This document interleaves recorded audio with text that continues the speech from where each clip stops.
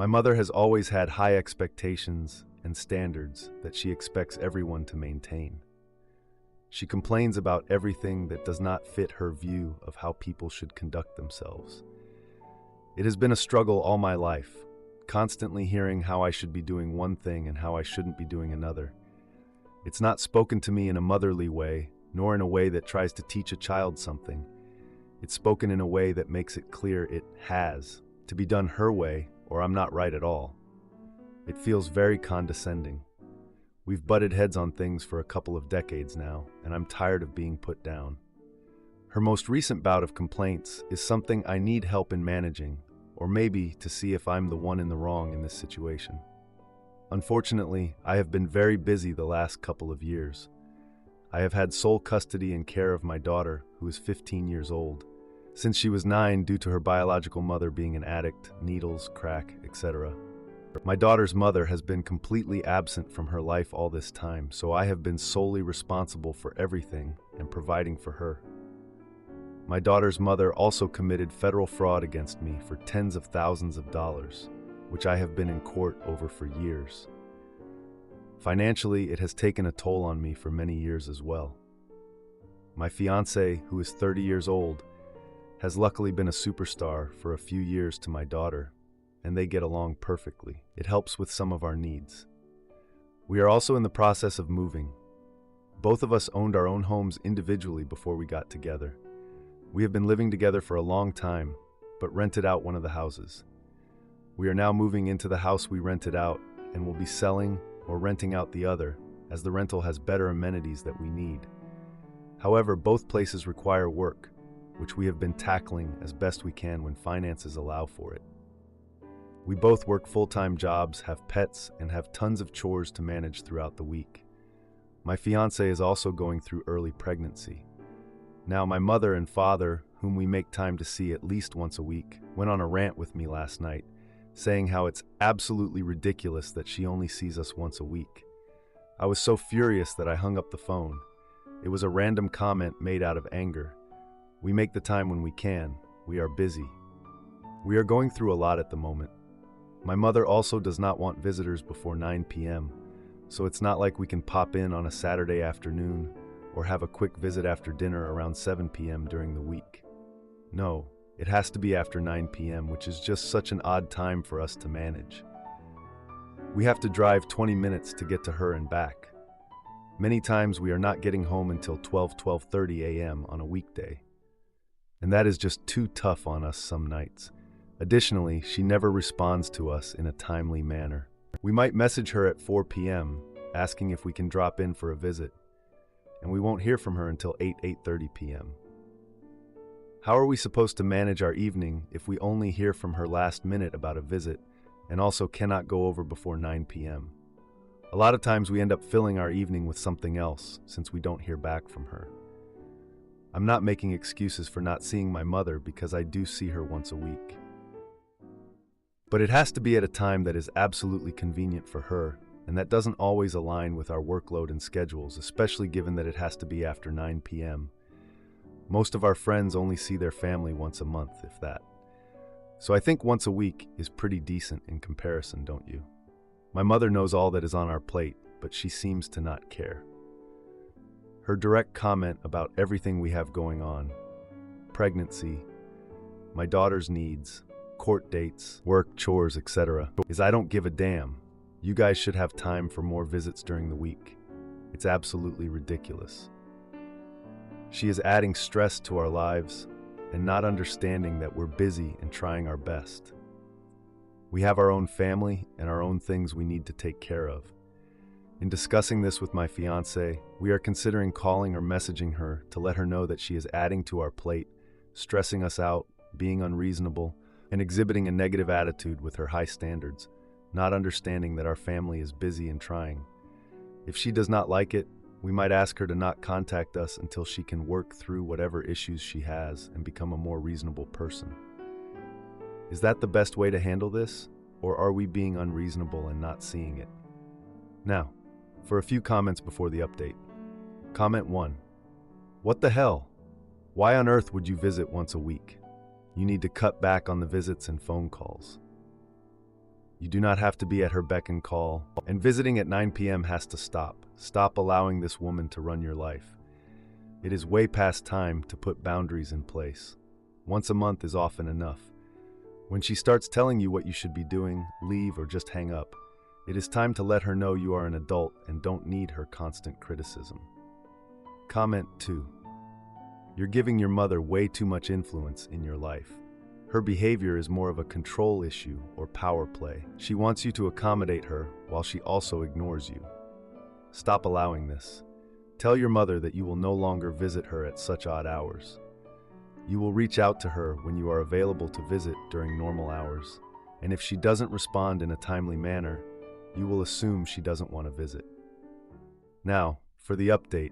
A couple weeks have passed since the last big argument with my mom. Yeah, the one where I basically told her to back off. Honestly, I thought it would take longer for her to come back into my life, but she surprised me. Anyway, my fiancé and I moved into our new home. We finally moved from a tiny apartment to a legit house. It comes with its own set of problems, like a leaky roof and a furnace that sounds ancient, but it's ours. We've spent the last few weekends unpacking boxes and arranging furniture. I swear I will never buy another piece of IKEA furniture. It's taken us hours just to put together a stupid bookshelf. And Olivia started school. She's adjusting to new classes and making friends. She's doing way better than I expected. I was honestly afraid she'd have a rough time switching schools, but she's thriving. I guess I did something right. Anyway, I got a text from my mom asking for a family dinner. I hesitated to reply. I really did, but I agreed, thinking maybe it would ease the tension. I figured she would have calmed down a bit after a couple weeks. So we planned the dinner for the following Sunday at our house. The day of the dinner, I spent hours cooking a big meal. I made lasagna from scratch, garlic bread, everything. My fiancé set the table and even picked some flowers from the yard. I thought we were all set for a nice dinner. My mom arrived with a store-bought dessert but didn't offer to help with anything. It was kind of awkward, but I just went with it. Dinner started, and suddenly my mom was acting all superior. She praised Olivia's accomplishments in front of everyone. I mean, yeah, Olivia's great, but it felt like my mom was just trying to show off how much she knew about Olivia. Then, my mom casually mentioned how she could have raised me better. I could feel my fiancé tensing up next to me, so I knew I had to do something. He tried to change the subject to keep things light, but my mom wasn't having any of it. She continued with a story about a neighbor's perfect family. I was done at that point. The dinner ended with Olivia excusing herself to do homework. I was relieved, honestly, but I noticed my mom's eyes linger on Olivia as she left the table. It felt weird, you know? After dinner, I cleaned up while my mom stayed, commenting on the leftovers. She brought up our last visit, saying it was too short. I reminded her of our busy schedule and the conversations we had. She dismissed this and suggested we should have more family dinners. I mean, seriously? After all that? Later that week, I got a call from Olivia's school. They reported an incident involving Olivia and another student. My heart sank. I rushed to the school and learned Olivia was being bullied. I spoke with the principal and immediately addressed the issue. They arranged a meeting with Olivia's teachers and the students' parents. The other parents were defensive during the meeting, causing tension. I just wanted to scream at them, but I kept it together for Olivia's sake. After the meeting, Olivia expressed her frustration about the situation. She said the bullying had been going on for weeks, and she was done. The next family dinner was coming up, and I dreaded it. I decided to send a message to my mom about the bullying. I thought maybe she could help or at least show some concern. The message was met with indifference from her. She basically said, kids will be kids, and to let it go. I was furious. I confronted my mom during the next dinner. She dismissed my concerns again, saying it's just kids being kids. After weeks of conflict, the situation with Olivia escalated. A group of students confronted Olivia at school, leading to a public altercation. Olivia had to defend herself, but it turned into a fight. I had to pick her up early from school after it escalated. She was shaken and scared. We reported the incident to the school again, pushing for immediate action. The next day, my mom called, demanding to know why we weren't visiting. I explained the situation and the need for space. She didn't like that answer. The call ended with her anger boiling over. She called me a bad parent and said I was using Olivia as an excuse to avoid her. Edit. After the call, I took Olivia to a therapist for support. We both realized we need to set boundaries with my mom. Am I the idiot for leaving my partner after he spit on me during an argument about changing our baby's diaper?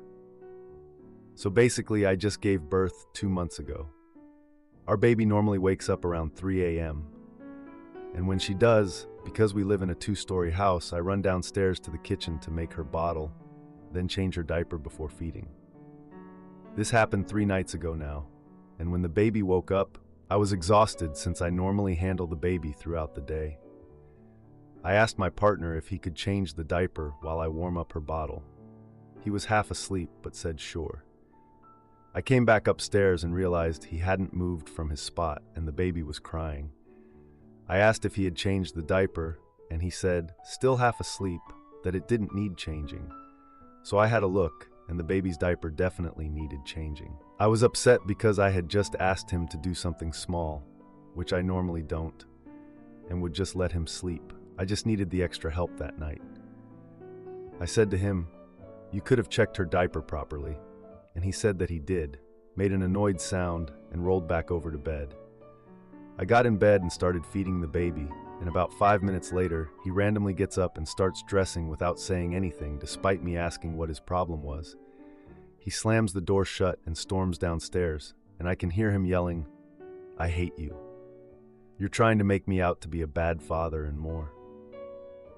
I didn't think my comment was a big deal, so I'm confused and tired and still feeding the baby, so I decide to deal with him after the baby falls back asleep. I put the baby down and go downstairs to see why he's so upset, and he's pretty much saying I make him feel like a bad dad. We go back and forth, my point being, it wasn't a big deal asking him to check properly. He's saying he's gonna leave, and because he's threatened leaving before, I tell him whatever and go upstairs. At this point, he's packing his things and looking for his keys. While I'm upstairs, I decide I'm going to go to my mother's house and decide to call her to tell her I'm on my way. When I hang up, he's yelling at me, saying that if I leave with his baby, he's going to tell everyone I took his baby away from him and saying I'll never see him again. At this point, I had had enough because he always threatens to leave when we argue, so I'm yelling at him, telling him to go then. He gets right in my face and spits on me while still yelling. I try to leave the situation by going downstairs, but he follows me and basically is still yelling, saying I'm the problem. By this time, I'm crying and exhausted, and he ends up apologizing and we go back to bed. Having a new baby, I don't think I've been able to process my emotions much. And throughout being postpartum with my hormones out of sync, he hasn't been the most understanding partner and has lashed out every time I have one moody moment, even though I am trying my best. I guess I'm in need of advice or an outsider's perspective as I don't have many people to talk to. Now for a few comments before the update. Comment 1. Get away from this disgusting little bully. You are now a mother, and you need to get in tune with your parental instincts and protect your baby and also yourself. Let this pathetic little crybully fade into the background. Do you know why he is acting in such a ridiculous manner? I think that he is jealous of your child getting the attention, but resorting to blackmail in the way that he has done, using your child, is just unforgivable. Comment 2. Leave. He will soon turn to physical abuse. The signs are already showing. Please leave for your and your baby's safety, but do it quickly while he is at work and do not tell him what you are planning or where you are once you have left. Now for the update. A week has passed since the argument with my partner. Honestly, it feels like a month. He has been so distant, like emotionally and physically. Most nights, he stays up till 2 a.m. playing video games. Not even the good ones. Just the mindless stuff that doesn't require any thinking. That leaves me managing the baby mostly alone. I feel like I'm doing all the parenting by myself. I mean, what did I expect? A sudden moment where he decides to be the best partner and dad? Nope, not happening. So, he agreed to come to a family barbecue at my parents' house. I think he just wanted the free food, to be honest. My parents were pretty excited to see the baby and catch up with everyone, so I thought maybe this would be a good chance for him to step up.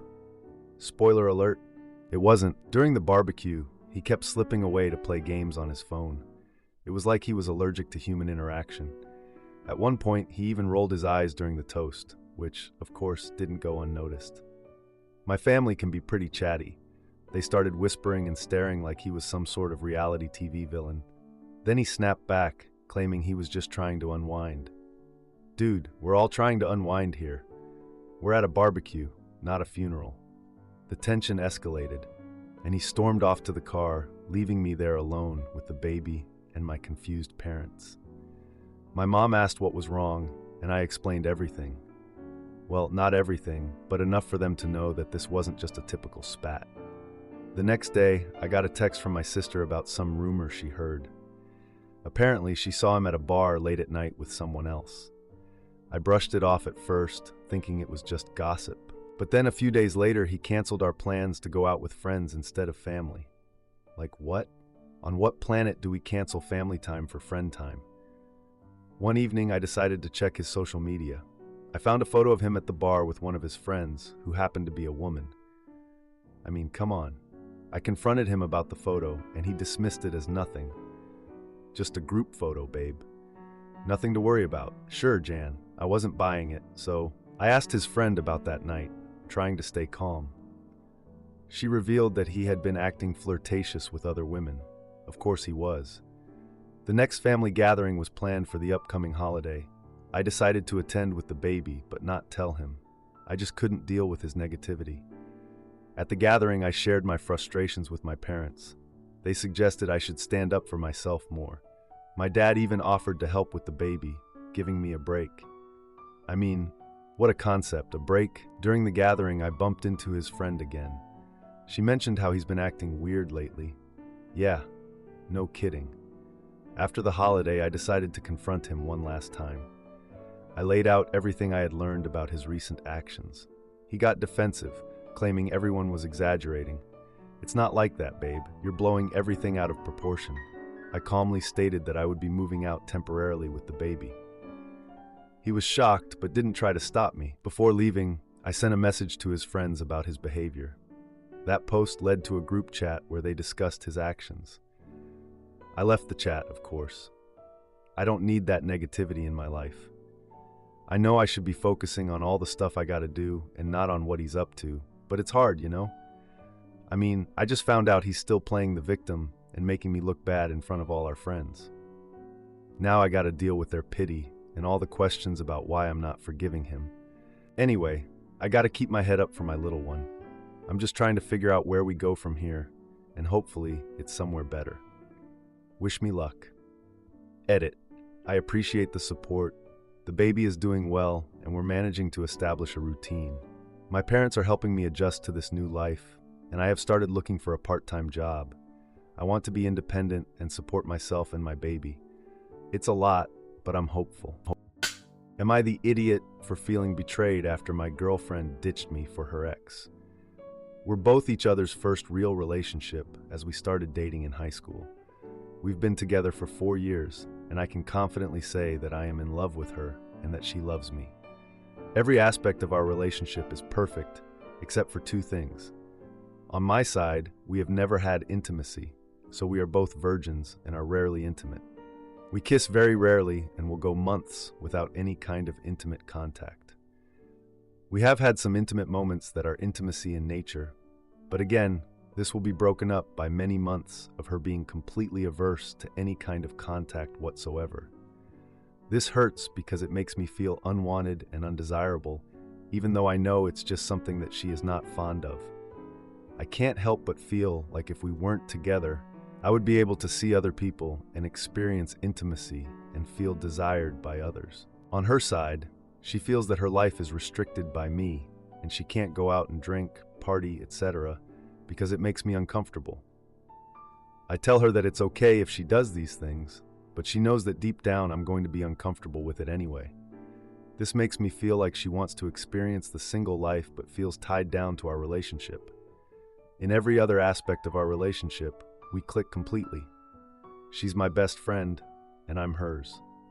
If we weren't together, I know it would hurt both of us immensely, and we would miss our love and friendship. It would be crushing to not be a part of her life and her family. But I can't help but feel like we are both curious to see what else life has to offer. Sometimes the rejection of not being able to be intimate with her hurts so much that I want to leave as soon as possible. But I hold it together and remind myself of the other parts of the relationship that are perfect. I'm at a serious crossroads right now. She's going abroad for a couple of months, and I can't help but feel like we should take a break while she's gone, and we can both experience the things we want to experience. My main fear with this, however, is that if I did anything without her, for example, seeing other people, her opinion of me would change completely, and she wouldn't want to be with me again. Any advice would be seriously appreciated. Thank you. To add, I should clarify that we do hug each other, hold each other, etc. on a normal basis, but nothing further than that. And for the people saying that what we have is just a friendship, it's definitely much deeper than that.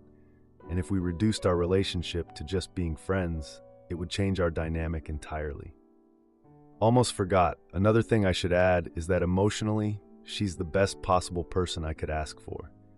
I don't have a great or emotionally deep relationship with my friends or family, so she and her family are really my main support system. Leaving her would feel like cutting out my family. Now for a few comments before the update. Comment 1. Maybe you all should just be friends. Friendship isn't bad if you guys trust each other and love each other as much as you say you do. Friendship might actually work for you. That way you can move on and find someone who will desire you more intimately. Comment 2. You don't have a girlfriend. You have a friend. That's okay. Just be friends. You can still enjoy each other's company and support each other, and find other people who you are actually compatible with. Now, for the update. A few days after my last post, Olivia texted me about her upcoming trip. The message felt really distant, and it lacked the warmth we usually have. It just hit different, you know? Like she was already over there. I didn't want to make a big deal about it, but it just didn't feel right. I decided to plan a farewell dinner for Olivia with her family at our favorite Italian restaurant. I thought it would be nice for us to spend some time together before she left. Plus, her family always makes me feel welcome, so it was an obvious choice. On the night of the dinner, I got there early to set up a little surprise with decorations. We love giving each other surprises, so I thought this would be a nice touch. Olivia's parents and her younger sister showed up, and we all shared some laughs while waiting for her to arrive. It felt like old times. When Olivia finally walked in, I was excited to see her. But then I noticed she seemed kinda distracted. I didn't want to read too much into it, but it was hard to ignore. During dinner, we all toasted to new adventures, but the atmosphere was just off. Olivia's phone buzzed all the time, and she kept glancing at it, which was starting to annoy me. I mean, we were all there together and she's just in her phone. After dinner, while cleaning up, I accidentally saw a message pop up on her phone. The message was from a guy named Jake, asking if she was ready for their night out. I couldn't keep quiet about it. I confronted her about the text, and we ended up in a heated discussion in the kitchen. Olivia insisted it was just a friend from college, but I felt uneasy. We argued about trust, and she stormed out of the kitchen, leaving me frustrated. The next day, I got an invitation to a family gathering for Olivia's birthday party. I was kind of surprised because things were still kind of weird between us, but her family is great and they always include me. At the birthday party, Olivia seemed overly excited to see her friends, including Jake. I tried to engage with her, but she kept getting pulled away by her friends. Jake arrived with a group, and he was clearly very familiar with Olivia. They were joking and laughing like they were best friends. I tried to push down my jealousy. During cake time, Olivia made a wish, blew out the candles, and I felt so disconnected. I don't even know what she wished for. It felt like she was wishing for something else, something far from me. After the party, I tried to talk to her about our relationship, but she cut me off. She told me she needed space to figure things out while she was away. A few days later, Olivia left for her trip. She said she'd be in touch, but part of me didn't believe that. I tried to keep busy but found myself constantly checking my phone for messages. One afternoon, I got a call from Olivia's sister, who sounded really upset. She told me that Olivia was seen out partying with Jake on the first night of her trip. I couldn't believe it. I tried to reach out to Olivia, but she didn't respond for hours. Finally, I got a text from her saying she was having a good time and would call later. Like, really? After what I found out, that's her response? When she finally called, she seemed distant and vague about her trip. We ended up in an argument about her choices and trust in our relationship. The call ended with her saying she didn't know if she could continue our relationship. That hit hard. Days passed without any meaningful communication. I felt like I was living in a fog, just going through the motions. Eventually, Olivia sent a text saying she needed to talk when she returned. I don't know what she wants to talk about. I mean, it feels like she's pretty much made up her mind already. Edit. The birthday party was actually the first opportunity Olivia had to meet up with Jake, who is an ex from her college. She admits they were close, but nothing happened during their time together.